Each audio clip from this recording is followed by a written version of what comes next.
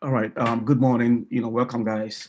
This is day 6 of our business system analyst and product owner and then product management training. Welcome. Thank you for coming back. I think we got up to on Friday. This is where I believe we landed, right? We did the types of non-functional requirement, and I think that's where the bus, that was the last stop. Okay, so today we'll be looking at a typical example of the gathering of requirement process and activities, number of days. I know we've been talking about this for some time, and if I were you guys, if I were you, I'll be asking, so how many days and hours, and how do you gather the requirement? And I know some of you are already asking these type of questions. So this morning, we'll start off with that, and then hopefully, we'll get into some other stuff, right? All right. So requirement gathering activities. So we have work breakdown structure, right? Every type of requirement that you'll be gathering. We have a typical work breakdown structure. When I say work breakdown structure, you just put the features and the things you want to build into different categories and different phases and whatnot, right? So that is how we'll be looking at. And then the estimate of effort per the unit. So you put them per unit, and then you align some level of estimate of effort also per to this work or these feature sets that we want to build. So you might say 2 days for this, and 3 days, 5 days, 6 days, and whatnot. And then estimate of duration, and then if there are any dependencies, you also put down dependencies as well. So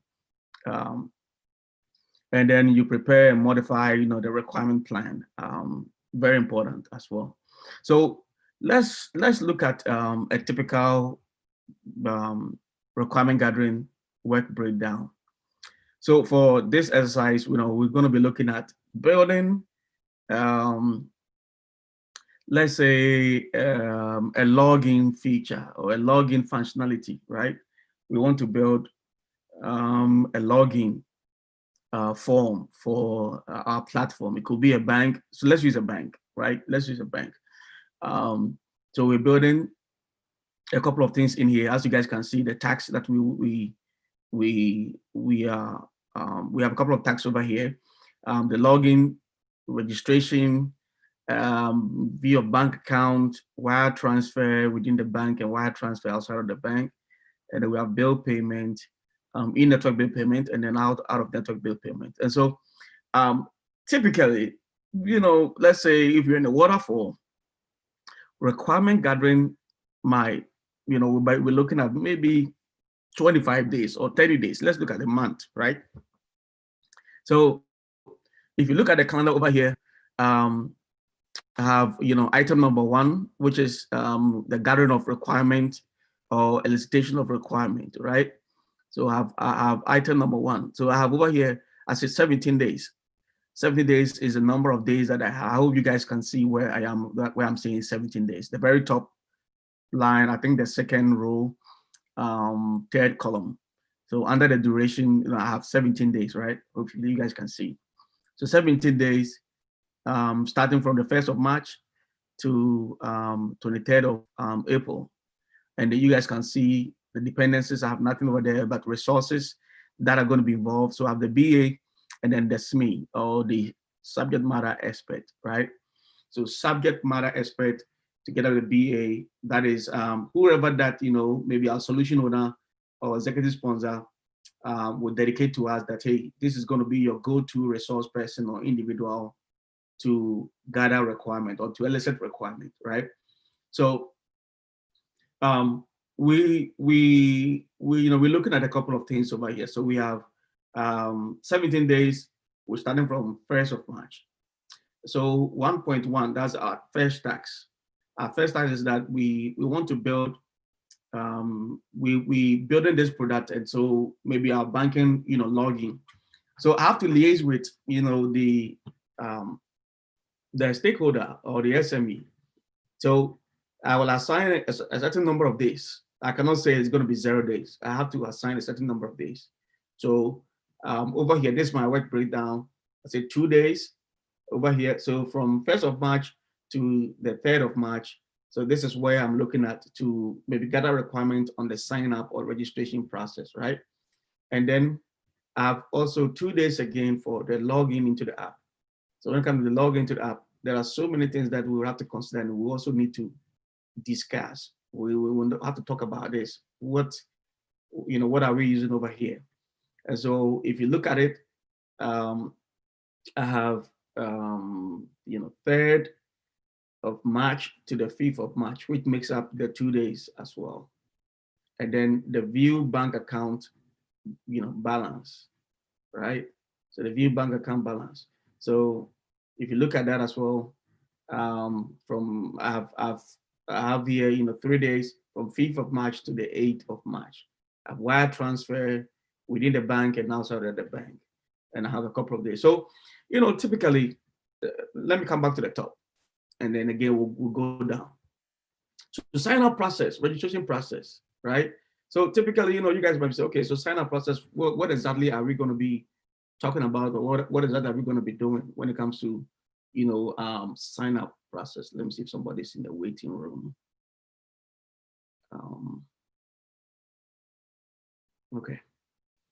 So I know you guys will be talking about, what exactly are we doing over here when it comes to the sign up, process. So let's look at a typical sign up form, and then let's discuss, let's look at a typical sign up form, and then we will discuss here.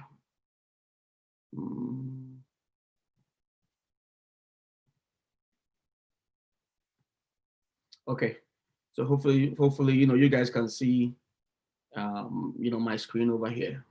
So sign up form. Let's go and look for some image, and then let's look at it. All right. So in a typical, sign up form, if you're signing up, I know you guys have signed up for so many things online, so this is not going to be new. So in a typical, let's see if this one will work for what we want to do. Okay. All right. So in a typical sign up form or join any kind of program or anything, what do you see? You see your first name, last name, email address, street address line 2. You see the city, the state, the zip code, the country, and then of course the country is going to be a drop down, phone number, and vocal range as it is on this form. So this is a typical sign up address. So as we are building our platform as well, and as we have a number of days for our our sign up or registration, user registration process, and we are eliciting requirements from the stakeholder. These are some of the things that the stakeholder is going to be telling us that we need to capture, right? The stakeholder will tell us we need the name, we need the first name. So as a PO, a product owner, or a business analyst, you need to capture that. You need to write it down, right? On our sign up form, this is what we will require for people to fill. And even on this form as well, we will also have some fields that are going to be mandatory, right? Some fields are going to be optional. Some fields are going to be mandatory. So that means if you do not have any kind of input in this type of fields, that means you will not be allowed to progress, like advance to the next step, right, of your sign up process. So as we are interacting with the stakeholder is going to tell us, okay, for this sign up, I need the first name. I need the last name as well. And then I need email, right? The stakeholder is going to tell us we will require them to have an email, right, where we can send out some notification, some two-factor stuff, maybe some bulletin, some other banking information, other things like that. We're going to need um, um, um, an email. And even on the name session, the stakeholder might say something like, we can have another field in there that's going to be for middle name, right? Yeah. So, all the type of things that need to go on the form, this is where it's going to be discussed, right? This is where typically we're going to be talking about it. So first name, last name, middle name, anything that's going to be name, we put it over there. Sometimes some names, some people will have some surfaces and other things like that, like junior, like the third, the second, something, John Wilson, the third, whatever that it is. If you have some surfaces and some other things like that, we go ahead and put it over there. We just want to pamper you, right? So first name, last name, middle name, everything is all out there. So we want email. Email is going to be a required field, right? So we put the email field also in there so that, when users are signing up, they will have to put their email in there. But emails as well, the stakeholder might say something like, we want proper emails, right? We want proper emails. So you cannot just type maybe my name and then just leave it over there. Your name, your email address will have to be maybe my name at a certain domain, maybe Yahoo, Mail. God bless you if you're still using Yahoo. You're so loyal. If it's a Gmail, and then God bless you as well if you're still using a Hotmail. You're also very loyal. You're a very loyal individual. If you're using Hotmail, if you're using Yahoo, if you're using Gmail, if you're using your work, some type of email, we need a proper email format, right? In the email field. So in the email field, we need to see my name at yahoo.com or maybe at gmail.com, at whatever outlook.com, in there, right? We need to see a proper format. And when we are developing, we are doing the development work, we will ensure that if it does not have the proper format, there's going to be some errors or asterisks or red indications or whatever that will prompt you to know that now you did not put in the right format of email. And I know you guys have seen it.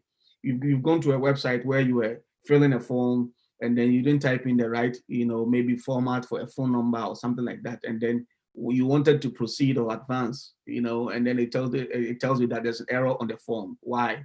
Because you didn't put your email or the phone number in the right format that they've required, right? Maybe to put hyphen, like a US number, to put hyphens in the middle of maybe the first three, second three numbers and other things like that, right?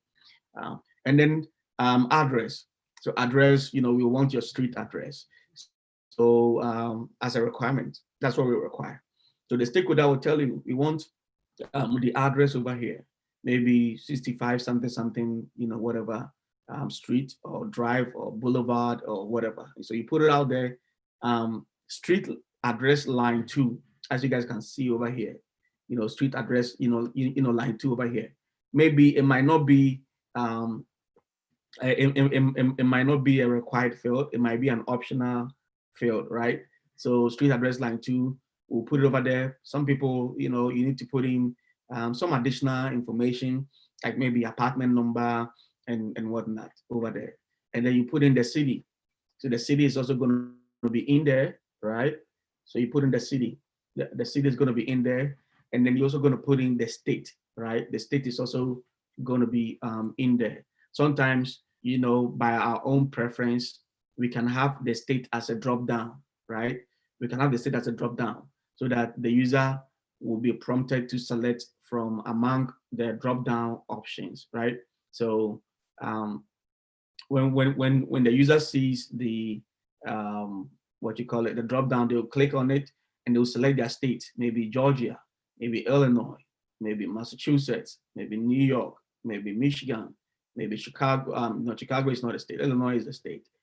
Maybe California, right? So whatever the name of the state is, you go ahead and then select it, and then you also have to enter your 5-digit zip code in there. It's also going to be mandatory for. So as you discuss and as you liaise with the stakeholder, this is something typically that the stakeholder will be sharing with you on what will require for registration, and then phone number is also going to be in there. So this is a typical, this is a typical form, sign up form or registration form that we are likely to see out there. Now let's go back to our spreadsheet, and then I'll say the spreadsheet. Let's go back to our slide, and then look at this as well. So look at the slide. So sign up process. So all this information. This is what we said we're going to be capturing in 2 days, right? We're going to be capturing this in 2 days. So 2 days from 1st of March to 3rd of March. As I'm having this discourse with the stakeholder, we'll be ironing all these details out. What we require for on the registration form or the sign up form online, right? And then we'll look at login. On the login. So when people can log in, what must we display to the user? And we'll put down 2 days, to be talking about this as well. So many things are on the login. So let's go back to our online, and let's take a look at that, some of the sample login form, right? I know you guys have seen a lot of login because you guys log in into Facebook, you guys log in into so many other platforms, and that is your typical login, right? So let's look at a typical login form. So when it comes to login, there are so many login type of forms that we'll usually see. So this is one. I hope you guys can see. I'm still able to see my screen. You guys are able to see my screen, right? Type in the chat box. Let me know you guys are able to see my screen, because I'm flipping between screens and pages. I need to be sure that you guys are tagging along and following along. Other than that, I'm just going to be talking, and then maybe you guys are not seeing. Okay, all right. Abel says yes, so I guess it's yes for everybody too. All right. So this is a typical login form. Login form. What you see? Sometimes you may have an avatar over there, like a picture, whatever image, whatever over there, and then you're going to see username field, right? There's going to be a username field, and there's going to be a password field. There's going to be some other things like maybe forget password link. There's going to be remember me. There's a checkbox over there. There's going to be a login thing over there as well. So all of these things are critical, but we need to talk about it, right? So in our gathering of requirement for a feature for the login, together with the stakeholder, we'll be talking about it and saying, what are we going to require as a username? Do we allow the user to maybe create their own custom username, use something, or do we allow them to use their email as their username, right? So we discuss, typically in a typical form, we discuss this on the sign up or the login form. So as you guys can see on the screen, this one over here on the left right hand corner over here, they say email in there and then password, right? Sometimes too, we can allow them to do both. You can either enter your own, you can log in with, sign in with email or sign in with whatever username that you've created, right? It's going to be allowed. So, and again, we also need to talk about a couple of things with the username as well. So username, how many characters long are we going to require? Are we going to allow? So we can say username must not exceed maybe 5 characters long, right? So if you put in A, B, C, D, E, that's it, right? 5 characters long. That's a max we're going to allow in there. Or we can say we will allow maybe 10, 12. So whatever that you guys discuss, that is what you guys will be going with as a the maximum characters that is going to be allowed for a typical username. Sometimes too, there might be some additional stuff that a username must contain, even though it is going to be 5 characters long. You guys will also require that there must be one uppercase in there. There must be maybe a symbol, special character like the $sign, like the exclamation sign, like the hyphen, like the dot, whatever that you guys going to require as a special symbol, a special character symbol or something like that. It's going to be also in there, right? And you guys will also have apart from special characters, you guys might also require so that might be what you guys might require, right? So in the username field, so that you use your email. If you're not using your email, you guys will say, okay, you need to have maybe 5 digit characters long. If not, you guys might say, okay, no, we want to will allow you to create your own name, but the username, it must have at least, that's a minimum, right? So sometimes there's a minimum and there's a maximum as well. So the minimum is that maybe you cannot have less than 5 characters long when it comes to your name. And the maximum that will allow is maybe 15 or maybe 10, right? And at least the username must contain some, specific things in there, right? Like maybe one number, at least a one number must be in there. So these are all the things that you guys will be talking about, right, in your requirement gathering process. So you go over there to the next one. So for the password as well. So password as well, you guys will also have another requirement for password. That for password, what are we looking at? Maybe you guys are looking at, password must contain at least maybe 8 characters long as a minimum. And then for maximum, maybe 20 or maybe 50 or something like that, right? It depends. Somebody's password might be very, very long, right? So as you gather the requirement, you're talking about what are we going to allow? What are we allowing for the password field? So password, password must have one character, one uppercase, one lowercase, one special character, character or symbol. So typically, you guys have seen some of this, but you guys have not looked at it in the context like we're discussing this morning, right? As a requirement. But that is how it starts. Every place that you've been that they require you to put in some specific details as a username, some specific details as a password. That is how it starts from. It starts from the requirement gathering process. So requirement gathering process, it has been discussed by stakeholders and the technology team. They talk about this, that this is what we're going to allow to do for user to sign in, and then we move on to the next. So you can have another feature over that forget password. What if somebody come on the login and they've forgotten their password? So what's going to happen? So you discuss this with the stakeholder as well. So when this is the case, maybe a user have forgotten their password, they can click on the forgot password link, where they will be redirected to another page where they'll be prompted, or they'll be asked to enter their email, and hopefully they will enter a valid email in that email field. So when they do that, a link is going to be sent to them via email, and they will have to click on that link. And because we've sent a link to them, we know that it's secure and they are the rightful owner. Because if you enter the email and the email is not in our system, that means we will not be able to share anything with you. So once you enter the valid email, so that means and you're able to also log in into your email, that means you are the rightful person or the rightful owner. So when the user click on the link that is shared via the email, they'll be brought to another page where they'll be prompted to enter a new password, and then there's going to be another field for confirm the new password, right? And then at the same time, they'll be asked to maintain this same standards, right? This same required standards when it comes to the username of the password, right? So if it must contain some special characters, some alphanumeric, maybe uppercase, lowercase, a minimum of maybe 8 or 5, a maximum of maybe 20 or 25 or 30, it's going to be all in there, right? Now, on the same login or sign in form, just like you guys see here to welcome to Pinterest, we can also have another feature. I think the first one that I type on, I click on, yeah. So we have a feature over here called Remember Me, right?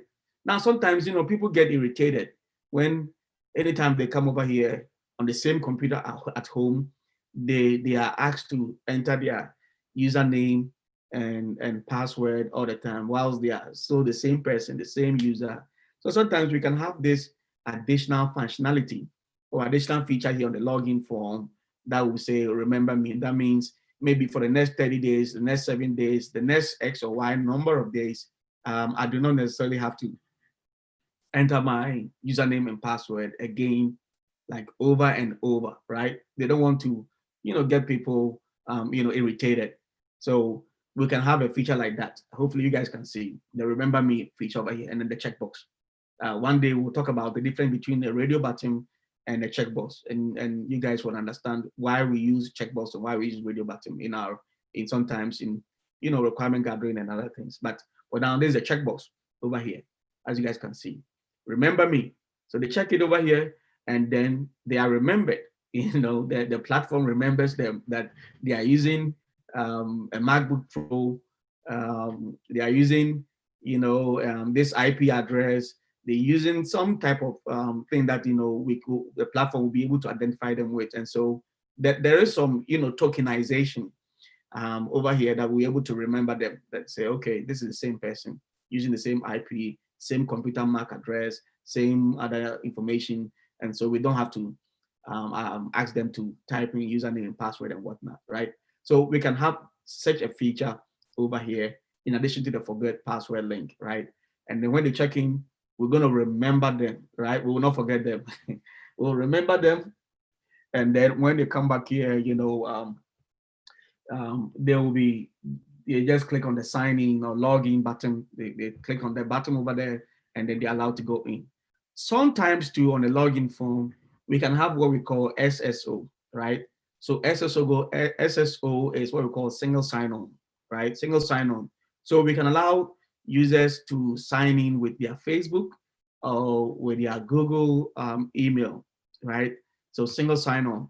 So some of the single sign is what you guys see on the screen here. So as you guys can see, we have the Facebook. It could be we can use different stuff over here. We can use some of the APIs as single sign-on. Maybe your Twitter or Instagram or whatever. But the popular ones are what is being displayed by here, like continue with Google, right? Continue with Facebook. So single sign-on, right?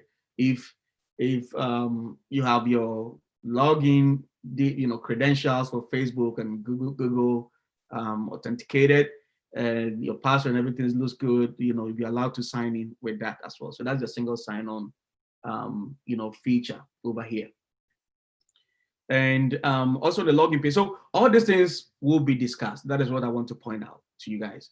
I want to point out to you guys that all these things, these are all part of what? The requirement gathering process. So this is why you will spend 2 days, you spend 3 days, and you guys should be deliberating on what to use and what not to use. Again, whilst you're doing this, you'll also be adhering to certain standards, and you have to adhere to some compliance stuff. So what you can use and what you cannot use and all these things, because you do not want your company to get into lawsuit, right? We've talked about this, compliance, regulatory stuff. So you guys will be, looking at this all the time. You guys have to be looking at this all the time. What can we do? What can we do, right? This is another, login form. So you guys will talk about this. So even the design. So as you guys can see, the design, the background color, the font, all these things are stuff that is going to be discussed at the requirement gathering stage. So it's not just the email or phone number. Oh, good. We have another example over here.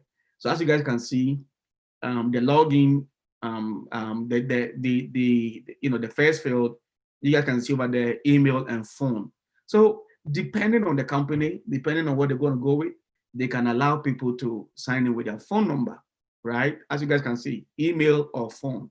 So a determination is going to be made at the point of what, all this deliberation with your stakeholder, your SME, right? The subject matter expert that they've given to you for this feature that you guys are building, right? So typically, this is what you go through for the login.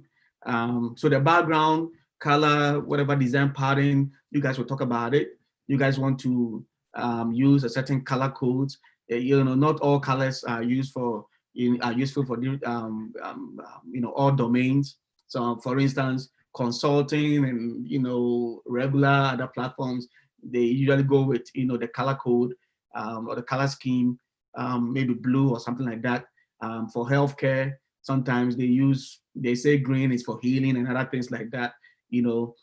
Some other fashion and some other shopping, other things, you can use other bright colors like red and other things like that. So these are all discussion that is going to be done.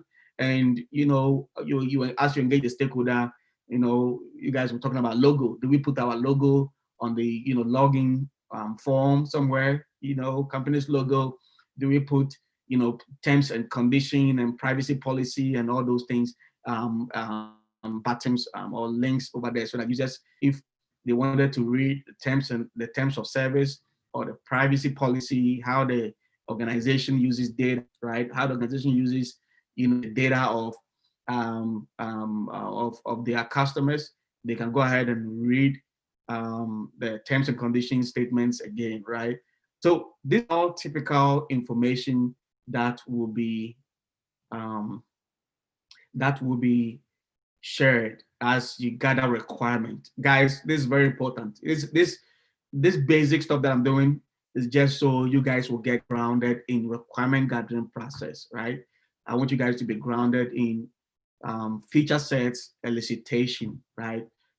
Very important. So let's come back to our, schedule over here. So we said 2 days, right? We said 2 days for login. So we talk about all these things: login page. You work with UI UX designer.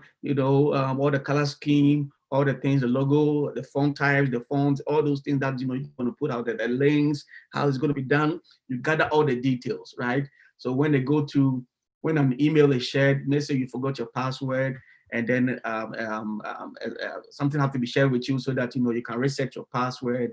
How is that going to be done? What kind of content are we going to put in that email, right? See, all these things are critical. So when you receive an email that contains a link for you to reset a password, it can't just come. There are other information that are also in the email. So you have to start thinking about the content that is going to be part of that email, right? And what kind of email address is it going to come from the company, right? You think about all these things. What is going to be the the title or the header or whatever for that email that will be sent to you. You discuss all these matters. So this is all that's going to be done at this point. And then let's get into our view bank account details, right? And then over here we say 3 days, 3 days for view bank account. So when the user is able to log in into the bank account, let's say they've signed up, they are now able to log in. Great. When they log in, there are different features that are in there. One of these features is view bank account details, right? They want to be able to view their bank account. The banking and financial, banking and finance landscape is one of the sensitive industries. When people want to sign in and they cannot sign in, you're in trouble. People want to see the balance of the account, and they cannot do that. You're going to be in trouble. People will be calling customer service, they'll be calling all of that. This is very important. So view bank account balance. We have 3 days. So from the 5th of March to the 8th of March, we're talking about all these things that people need to see, how the account balance will be presented, what other things they can do whilst they are in the account, all these feature sets and all these other functionalities. We'll be discussing this with the stakeholder. Let's come to wire transfer. So wire transfer, you want to be able to transfer money from one account. You have savings account, you have checking account, you want to be able to do that. So we say that it's going to take us 5 days. 2 of these days, those days is going to be for within the bank. As you guys can see, I've highlighted 2 days and 3 days. So that makes up what? The 5 days over here, right? Hopefully you guys can see my screen. So we have wire transfer. We say 5 days from the 8th of March to the 13th of March, right? And then we have within the bank. So there are transfers that can happen between the bank, but we need to discuss how is it going to be done. All the things that needs to go in for us to be able to have a feature like that, within the bank. So 2 days from the 8th to the 10th, right? As you guys can see, the start date and then the end date. And then outside of the bank, let's say I need to wire somebody some money.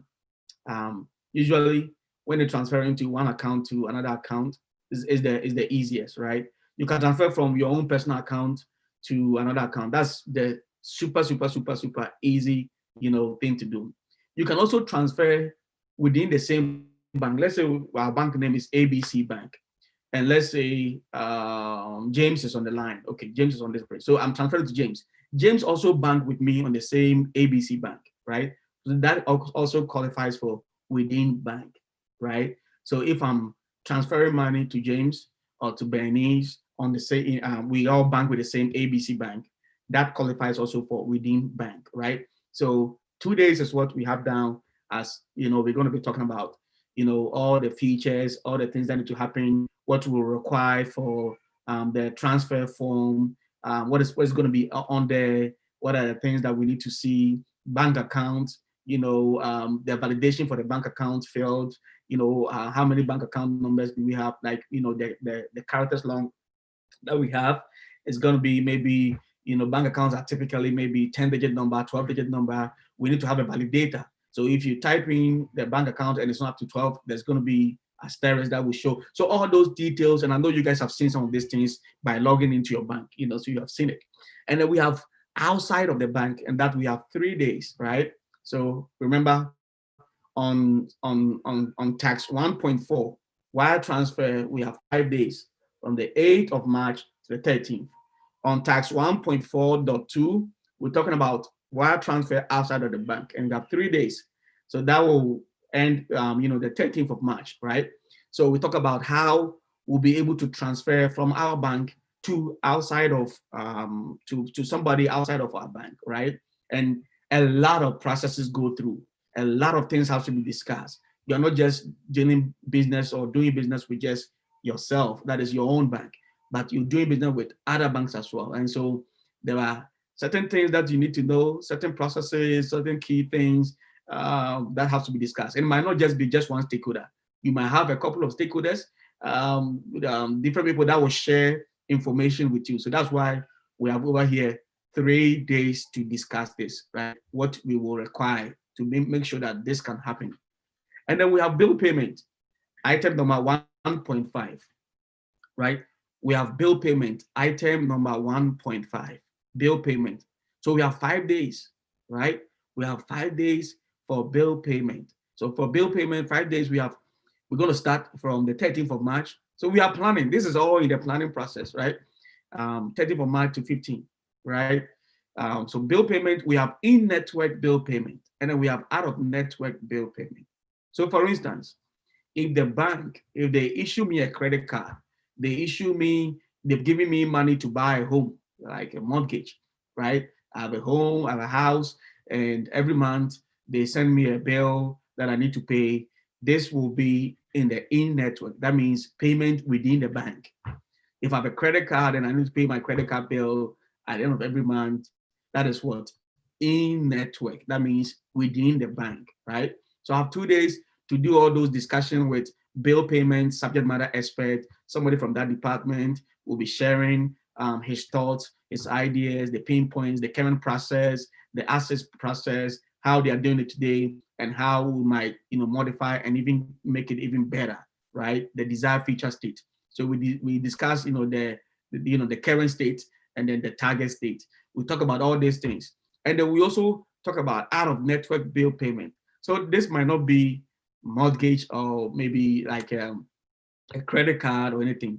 Let's say phone bill. So I'm a customer of Verizon. I'm a customer of maybe T-Mobile.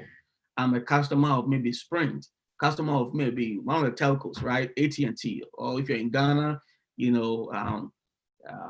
MTN, Vodafone and whatnot. All those telcos down there, right? So if I want to pay such a payment, it's going to be out of network. But a bank allows you to pay multiple different type of bills with a bank. You can go to your account and then you can pay your bills, including the telephone bill, right?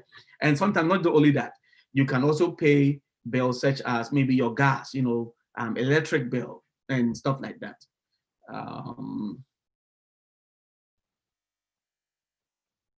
So I'll come back to your question, Eben. I see that somebody has put a question over there, Eben. I'll come and get your question. So in network bill payment and out of network bill payment. So 3 days. So you are 15th to the 18th, to be able to finish this. So, you talk about all these things, you're gathering requirements, you're talking with the stakeholder, they are sharing their thoughts about the current state. Like right now, this is how we do it. but it has not been efficient. We're having issues, we're having problems, right? So this is why we're having this discussion today. We want to change it. We want to make it better. So how do we go? Where do we proceed? How do we proceed from here, right? So talk about all these things and the great things and great look, the user experience that you're going to deliver, the awesome customer service that this is going to deliver as well. Talk about all these things and how this feature is going to be done, right? So now you are at your 18th, you are somewhere on the 18th of March. You've gathered all the requirements for all the feature set that you've broken down, right? Login, sign up, wire transfer, in network, out of network, bill payment, it can be a whole lot, not just this, right? So it can be a whole lot. And then you've gathered all these things, right? That's awesome. So now, once you've gathered all these things, you will also need a couple of days, to look at the document that you're building, right? So you look at the document that you're building, from the 18th to the 23rd. It's going to be submit BLD to client for review. As you guys can see, task number 2, right? Submit the business requirement document BLD to client for review. So, you take time and then you also put all the things, information together from the 18th, right? So you have 19th, 20th, 21st, 21st, 22nd, 23rd. So there might be even weekends and other things in there that you're getting your document ready, right? And then you put it together and then you get ready to submit. So review requirement, right? Review of requirement. So now you submit it to the client, that's the end user. It's not like you submit it, you just want them to review it. The information has been captured to make sure that, everything that you guys talk about in day 2, in day 3, day 4, day 5, it is exactly what they want to build or what they want to have. All the things that you've captured, they are exactly what, we want to build. So as you guys can see from the task 2, where you say the submit BLD to the client for review, there under the resource is going to be number 1. Number 1 is who? It's just the BA or the PO. That this is just you. You have to review your documentation and get the work done. But task number 3, where you have the review requirement, that is 5 days from the 24th April to the 30th, where you review the requirement. It's going to be what? The SME2, SME, and then SO. So at this point in time, it is not you who is reviewing it. You've submitted that document to your subject matter expert at the bill payment department and at the marketing department and other places where, the SMEs that you had interactions with, to make sure that you've captured every detail that needs to be out there, right? You guys still remember the SO, the solution owner, right? The first day, I talk about the executive sponsor, solution owner, subject matter expert, and all those type of people that, you are likely to work with. I hope you guys still remember SO. So SO stands for solution owner, right? So you submit to them, but you know that these guys are busy, right? The SME, subject matter expert, they have meetings, the solution owner, you guys remember the first day, what we talk about, these guys, right? They are busy. So you give them some 5 days, right, to return back to you with feedback from the requirement, right? So you submit it to them. So from the 24th to the 30th, right? The SME, SO. So you're giving them ample days. Sometimes they might revert back to you or get back to you within 2 days, right? Within 3 days. But give them some number of days so that at least, you don't know their schedule. They might have meetings, they might have business travels, they might have a lot of things going on. So just estimate, at least 5 days is just ample days for them to get back to you, right, with their feedback, right? So they get back to you by the 30th. So by the 30th, the SME and the solution owner, they've gotten back to you. Great. And so maybe they pointed out some few things in it that, no, you need to change this, you need to correct this, you need to do this. So the task number 4, you see over there is update feedback. So you're going to have a couple of days that you will update the feedback, update your document with. So 26th of April to the 5th of May is where you as the BA or the PO, you're going to be using to update the feedback changes and recommendations and things that they said that you should do, right? And then finally, once you have updated all this information, the 5th of May is the final day you submit to the solution owner, and then that person will give their approval. They will sign off on the business requirement document, right? So we're still in the waterfall, model. Don't forget, this is still waterfall. When we get into agile, we might not see some of these things in there. We'll see a completely different structure or different schedule, totally different schedule in there, right? So you submit to the business, the solution owner, the 5th of May, and now what? They give their concurrence. They sign off on the document and say, yes, this is the exact solution we want to build. So I think Bernice asked this question a couple of days ago, maybe on Wednesday or Tuesday, I don't remember when, but she asked something, is there going to be a document? Is there going to be something that you can sign off so that, it's going to be CAYA, something that, you can be covering your own self. So this is the point, right? When we get over here, that means they give their sign off. Their name is going to be in there, right? You're going to have their name in there as a solution owner. They give their sign off.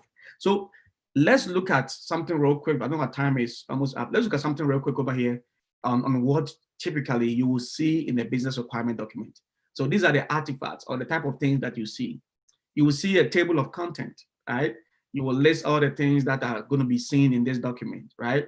You have document revision history. So as and when changes are being made, we need to document when the change was made to this document. Maybe after the sign off, we will need to document all the changes that we made and who authorized it, the first name, last name, their department, who they are, and then document revision history, the changes that we made. Approvals, this is where we are talking about. Approvals. So approvals, we will have names of the people that sign off on this document, right? Subject matter expert that sign off. And then we'll get into the project. So we have the project overview, right? This project is about what?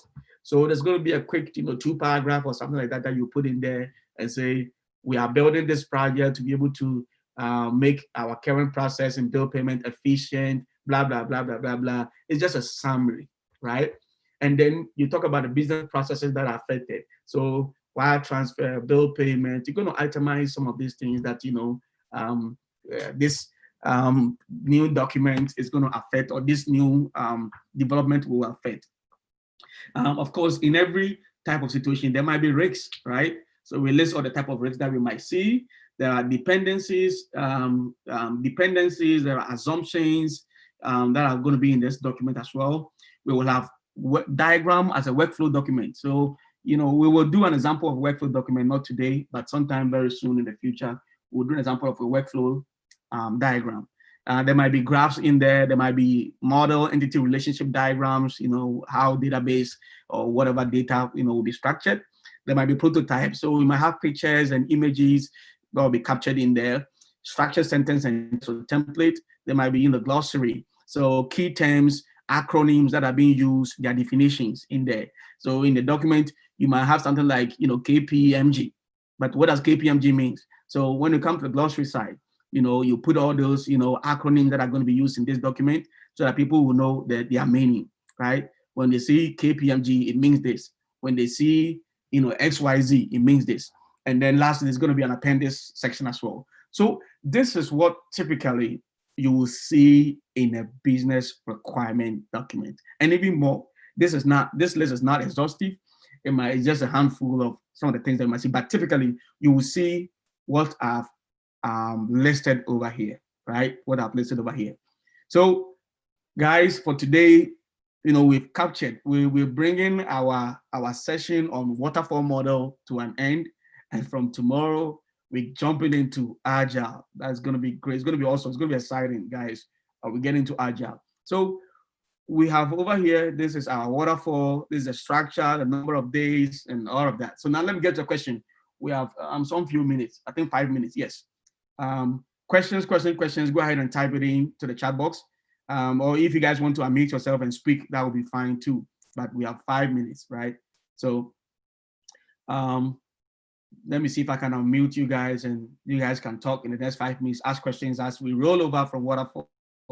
And from tomorrow, we'll be getting into agile, right? Getting into agile. It's going to be awesome.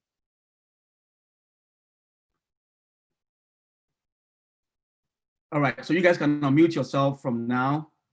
And If you have questions, I'm also going to get into the what you call it, the chat box as well. I know there were a couple of questions in there, but you can also unmute yourself anyway. Yeah, good morning. Okay, morning. Give me a second here. Go ahead. Yeah, I asked a question in the chat room. I was asking, are the days given considered as business working days or weekends included?